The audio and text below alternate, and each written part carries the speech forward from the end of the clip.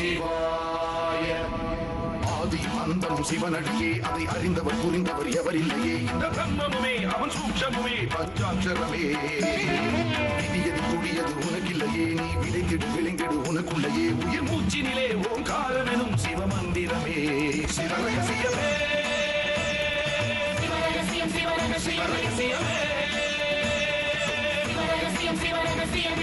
ஆதி அந்தம் சிவனடியே, அதை அறிந்தவர் புரிந்தவர் எவரில்லையே. இந்த பிரம்மமுமே அவன் சூட்சமுமே பஞ்சாட்சரமே. விதியது கூடியது உனக்கில்லையே, நீ விளைந்திடு விளைந்திடு உனக்குள்ளையே. உயிர் மூச்சினிலே ஓங்காரம் எனும் சிவமந்திரமே. சிவரகசியமே சிவரகசியமே.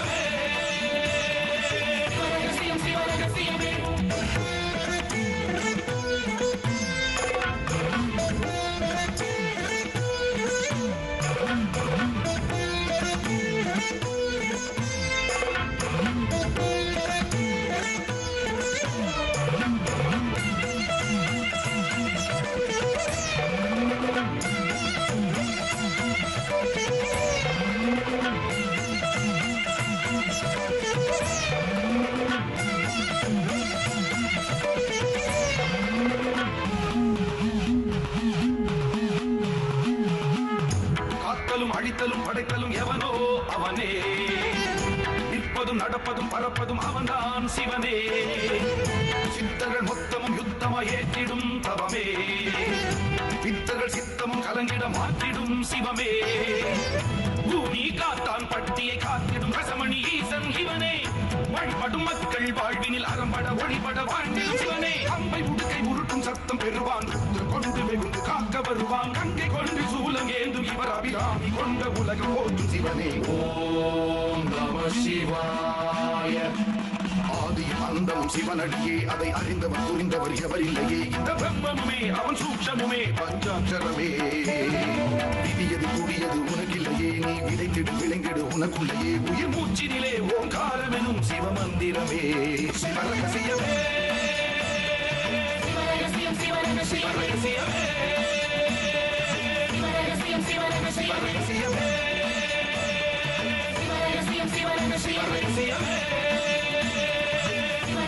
சிவரகசியமே.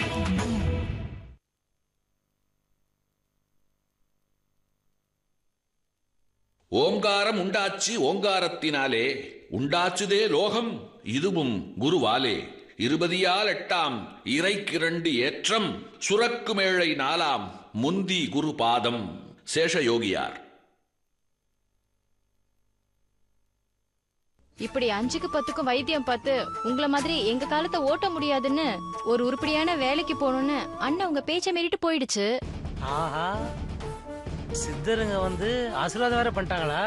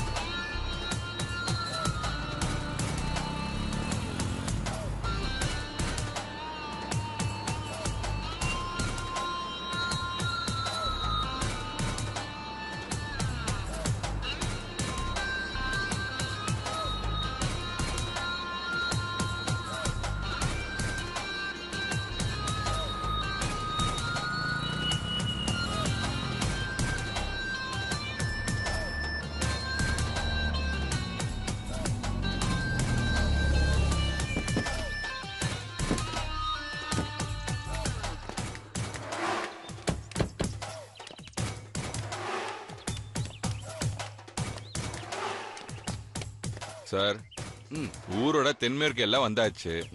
இங்க இருக்கிற எந்த இடம் சரியா வரும்னு பாருங்க. அப்புறம் விஜய் சாருக்கு இந்த இடத்த காமிச்சு ஓகேன்றதுக்கு அப்புறம் பேசி முடிச்சிடலாம். சரி. என்ன தம்பி, ஃபேக்டரி கட்டுறது இடம் காட்ட சொன்னா இப்படி நல்ல விளைஞ்ச பூமியா காட்டுறீங்க? இந்த ஊர்ல புறம்போக்கு இடம் எதுவும் கிடையாதா? புறம்போக்கு இடமா? கேட்டீங்களா சர்வே சார்? அந்த மாதிரி ஒரு துண்டு இடத்த கூட இந்த ஊர்ல பார்க்க முடியாது. முப்போகம் விளையிற பூமி இது. நீங்க எந்த இடம் முடிவு பண்ணுங்க, அறுவடைக்கு அப்புறம் வேலைகள் ஆரம்பிச்சிடலாம். இந்த மாதிரி வயல்வெளிகளை தான் ஃபேக்டரி கட்டணுமா என்ன? ஊருக்கு வெளியே கொஞ்சம் தள்ளி போய் வெட்ட வெளியான இடமா பார்க்கலாமே சார். உங்க நல்ல மனசு எனக்கு புரியுது. ஆனா என்ன பண்றது, இந்த ஊரோட தென்மேற்கு எல்லையில தான் கம்பெனி வரணும்னு பண்டிதர் குறிச்சு குத்துருக்காரு. விஜய் சாரும் இடத்த பாருங்கன்னு சொல்லிட்டாரு. நமக்கு என்ன, நாம நம்ம வேலை பார்க்கலாமே. பார்க்கலாமா? வாங்க வாங்க சார். நீங்க முன்னாடி போங்க. பார்த்து போங்க.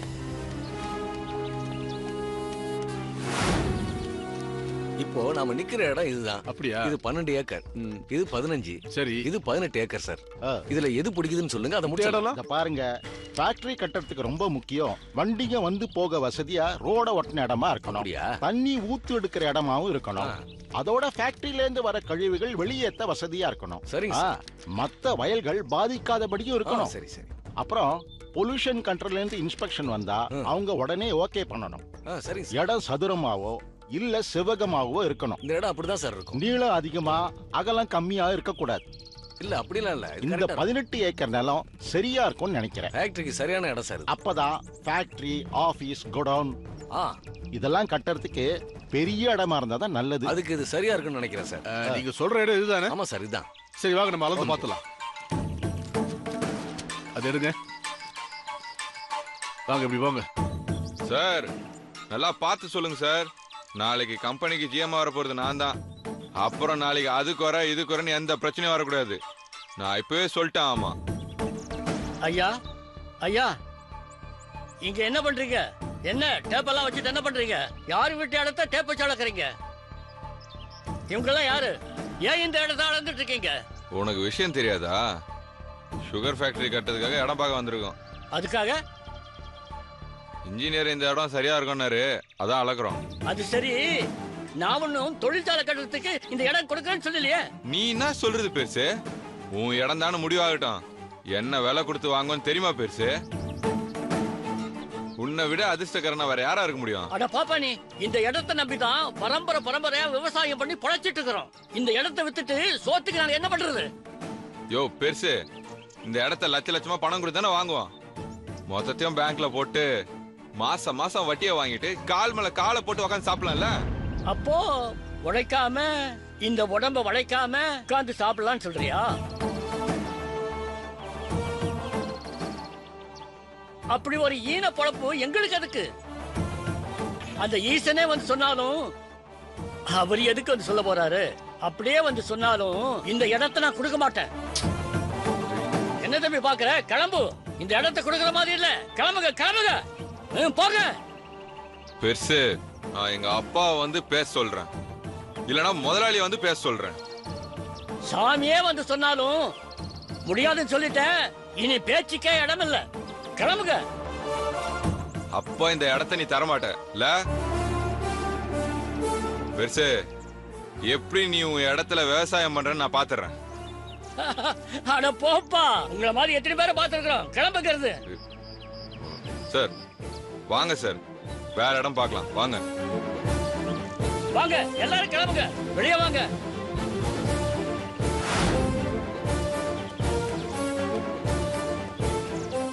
சார் இந்த இடம் கரெக்டா இருக்கும்னு நினைக்கிறேன் நம்ம சுகர் ஃபேக்டரிக்கு. ஆமா சார். என்ன பண்றீங்க? இந்த இடத்த அளவு எடுங்க. வாங்க, அளந்து பார்த்தலாம். ப்ராப்பரா மெஷர்மெண்ட் எடுத்துருங்க சார். அப்படியே தம்பி என்ன பண்றீங்க இடத்துல? வாயா குப்பா, கொடுத்து வச்சேன் நீ. சுகர் ஃபேக்டரி கட்டுறதுக்கு இந்த இடம் சரியா வரும் போல இருக்கு. அதான் ஆபீஸுங்களை வச்சு அளவு எடுக்க சொன்னேன். ஊருக்கு தான் சக்கரை தொழிற்சாலை வரப்போகுதுன்னு சொன்னீங்க. இப்ப கடைசியில ஏன் அடி வயித்துல கைய வைக்கிறீங்க? யோ, பணம் கொடுக்குறோம்ல. பணம் தருவீங்க, ஆனா சாமி உன் இடத்த குடுறான்னு எனக்கு உத்தரவு தரணும். சாமியே உத்தரவு கொடுக்கறதுனால தான் ஃபேக்டரியே இங்க ஆரம்பிக்க போறோம். தம்பி, சாமி ஒன்னும் உத்தரவு கொடுக்கல. ஏதோ கோல்மால் வேலை நடந்துச்சுன்னு ஊருக்குள்ள பேசிக்கிறாங்க.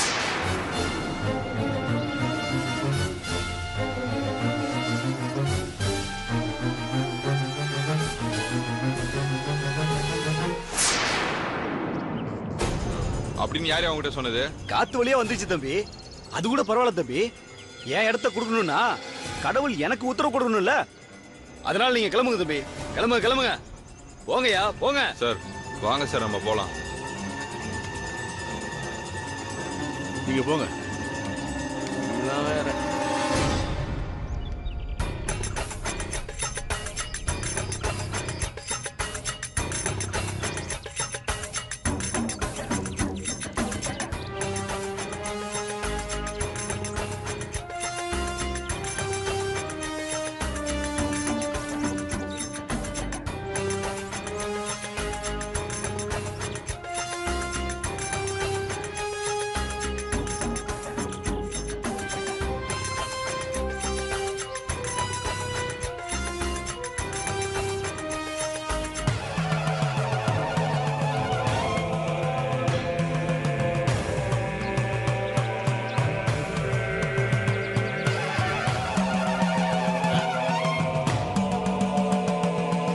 என்னாச்சு ரமேஷ்?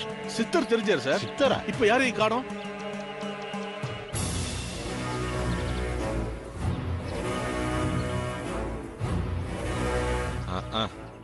அரண்டவன் கண்ணுக்கு இருந்ததெல்லாம் பேயின்ற மாதிரி வர வழியில நீங்க சித்தரை பாத்தீங்க, அதனால பாக்குறதெல்லாம் சித்தரா தெரியுது. வேலையா பாருங்க சார்.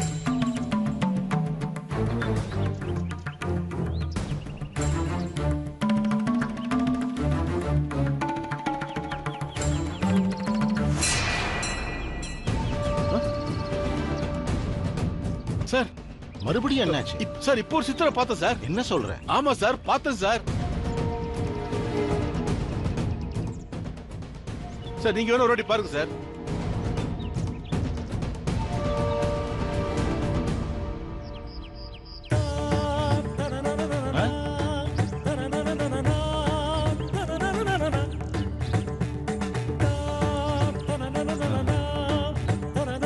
சார் உங்களுக்கு தெரிஞ்சாரு சித்தரு? ஐயோ, எனக்கு சித்தர் தெரிஞ்சாருக்கா? சித்தருங்க அவங்க வேலையை காட்ட ஆரம்பிச்சிட்டாங்க. இனி வேலைக்காகாது, ஏதாச்சும் பண்ணணும். சார் எங்களுக்கு பயமா இருக்கு சார். நாங்க சாமி பக்தி உள்ளவங்க, சித்தர்ல கும்பிடுறவங்க. இந்த வேலையை செய்யாதுன்னு அவங்க எங்ககிட்ட சொல்ற மாதிரி இருக்கு. அதனால இத பத்தி நாங்க விஜய் சார் சொல்லிக்கிறோம். நம்ம கிளம்பிடலாம் சார். வாங்க. நீங்க போங்க சார். போங்க, போங்க.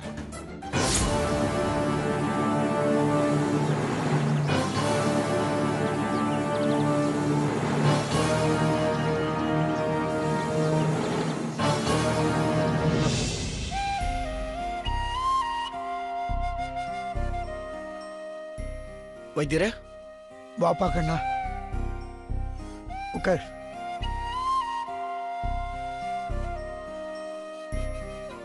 வாங்கண்ணே. என்னம்மா முகம் வாடி கிடக்கு, குரல்ல சொரத்தே இல்ல, என்னாச்சு வைத்தியரே? அந்த அம்மாவுக்கு என் மேல கோவம். ஏன் அப்படி என்ன கோவம்? எப்பவோ அவ அண்ணன் சேதுவோட போட்டோவை வெளியில தூக்கி போடுன்னு சொன்னதை கேட்காம அத பெட்டியில மறைச்சு வச்சிருந்து இன்னைக்கு அதை எடுத்து பார்த்து கண்ணை கசக்கிக்கிட்டு இருந்தா. அதுக்காக நான் அவ்வளவு சத்தம் போட்டேன். அதான் அவ முகத்தை தூக்கி வச்சுக்கிட்டு இருக்கா. அட என்ன வைத்தியரே, கோவத்துல உங்களுக்கு மகனே இல்லைன்னு சொல்லுவீங்க, அதனால அவளுக்கு கூட பிறந்த அண்ணா இல்லைன்னு ஆயிடுமா என்ன? இவ அண்ணனை பத்தி பேசிட்டேன்னு என்கிட்ட இவ என்னன்னு பேசிருக்கா தெரியுமா? எனக்கு அப்புறம் இந்த வைத்திய தொழில உன் அண்ணன் தொடர்ந்து பார்க்கணும்னு நான் ஆசைப்பட்டேன்னு சொன்னதுக்கு இதுல கிடைக்கிற 5-10 வச்சுக்கிட்டு எங்க காலத்தை ஓட்ட முடியுமா? அண்ணன் மிலிட்டரி வேலைக்கு போனது நல்லதுக்குன்னு சொல்றாப்பா. நான் சொல்றதுல என்னென்ன தப்பு இருக்கு? அப்பா மாதிரி அண்ணன் இருக்க முடியுமா? வைத்திய தொழில் பாக்குறதால புண்ணியம் கிடைக்குமா? புண்ணியம் கிடைச்சு இங்க என்ன வாழுது? பாத்தியாப்பா அவ எப்படி பேசுறான்னு? சரி வைத்தியரே, சின்ன பொண்ணு ஏதோ ஆதங்கத்துல பேசுறா. ஊருக்குள்ள மத்தவங்க எல்லாம் எப்படி வாழறாங்கன்னு இவளுக்கு ஒரு ஏக்கம் இருக்கதானே செய்யும். இந்த சின்ன வயசுல புருஷனையும் இழந்துட்டு அவ மனசு என்னெல்லாம் பாடுபடுன்னு உங்களுக்கு தெரியாதா என்ன? இப்ப கூட அவ தனக்காக பேசலையே, அவ அண்ணனுக்காக தானே பேசுறா. நாம செஞ்ச குலத்தொழில நம்ம பசங்களும் செய்யணும்னு நீங்க எதிர்பார்த்தா அதெல்லாம் இந்த காலத்துல நடக்காது வைத்தியரே. புள்ளைங்க விருப்பத்தை பெத்தவங்க நிறைவேற்றி வைக்கிறது தான் இப்ப காலமாய் போச்சு. அவங்கள சொல்லியும் குத்தம் இல்ல. உலகம் பொருள்மயமாய் போச்சு. மத்தவங்க எல்லாம் ஆடம்பரமா வாழறத பார்க்கும்போது நாம மட்டும் ஏன் இப்படி இருக்கோம்னு தோன்றது இயற்கை தானே. உள்ள வரலாமா? வாங்க.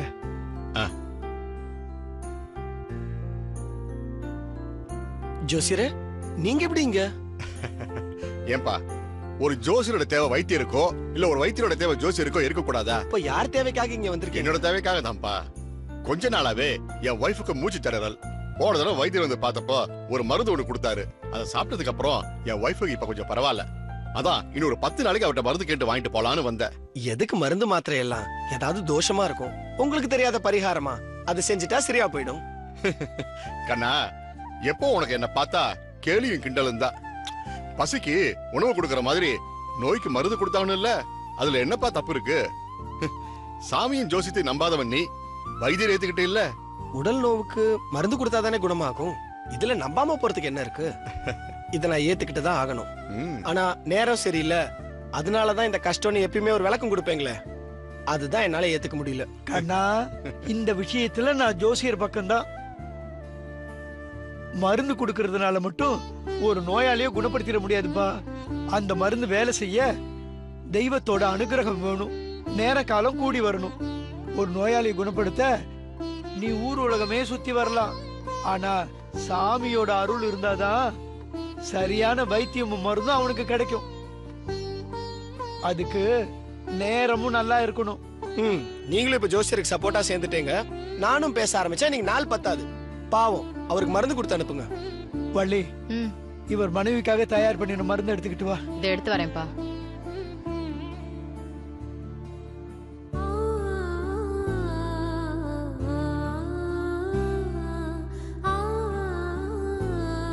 இந்தாங்க. நான் ஏற்கனவே சொன்ன மாதிரி உங்க மனைவியை இந்த மருந்தை சாப்பிட சொல்லுங்க. பத்தியம் எதுவும் கிடையாது. 10 நாளைக்கு சாப்பிட்டா முழுசா குணமாயிடும். ரொம்ப நன்றிங்க. அப்புறம் போன தடவை வந்திருந்தப்பவே உங்க பொண்ணோட ஜாதகத்தை கேட்டிருந்தேன். ஆமா, கேட்டீங்க. ஆனா வீடு முழுக்க தேடி பார்த்துட்டேன், கிடைக்கவே இல்ல. எங்க போச்சுனே தெரியல. அப்படியா? பரவாயில்ல. உங்க பொண்ணு பிறந்த தேதி, நேரம், இடம் இந்த 3 என்கிட்ட கொடுங்க. நான் ஜாதகத்தை கணிச்சு சொல்றேன். ஏன் சார், ஜோசியம் பாக்குறது எங்க வீட்டோட நிறுத்த மாட்டீங்களா? இங்கேயுமா? கண்ணா, என் ஜோசியத்தோட கணிப்பை நீ தப்பா இட போடாத. உன் அக்கா முழுசா குணமாய் வரத்தான் போறா. அவளுக்கு கல்யாண காட்சி நடந்து குழந்தைகள் பிறக்கத்தான் போகுது. உங்க அப்பா எந்த குற்றமும் செய்யல நிரூபிக்கப்பட்டு அவரும் வெளியில வரத்தான் போறாரு. அன்னைக்கு நீ என்னை தலையில தூக்கி வச்சு கொண்டாடத்தான் போற. நீங்க சொல்றதெல்லாம் நடந்துடாதான்னு தானே நான் அல்லாடிட்டு இருக்கேன். அப்படியெல்லாம் நடந்தா எனக்கு சந்தோஷம் தான். ஆனா இனிய ஜாதகத்தை பார்த்து என்ன ஆக போகுது ஜோசியரே? அப்படிலாம் சொல்லாதம்மா. இந்த சின்ன வயசுலயே குங்குமம் இருக்க வேண்டிய உன் நெத்தியில திருநீர் பூசிட்டு இருக்கியே, உன்னை பார்த்ததுல இருந்து என் மனசுக்குள்ளார ஒரு தவிப்பு, வேதனை. அப்படி என்னமா அந்த ஆண்டவன் உன் தலைவிதி அப்படி எழுதியிருக்கா? நீ வாழணுமா? ஐயா, உங்க பொண்ணோட பிறந்த தேதி நேரத்தை கிட்ட கொடுங்க, நான் கணிச்சு சொல்றேன்.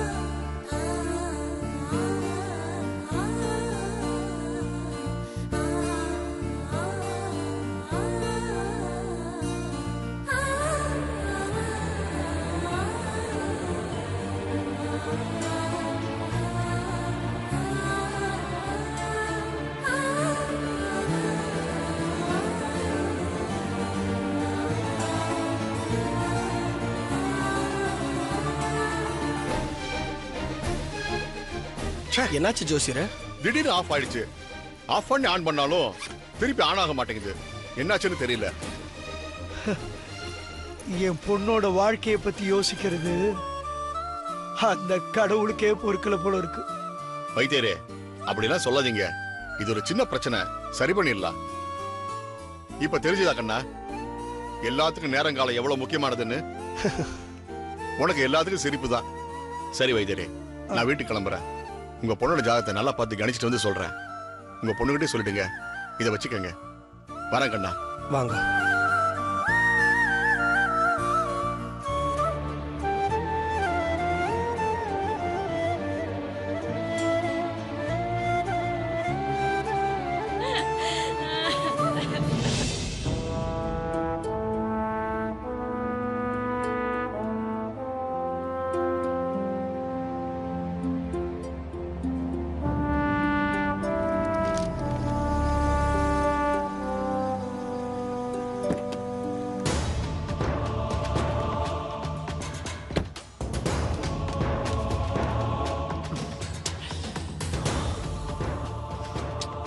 விஜய், நம்பூதிரி வந்திருக்காரு.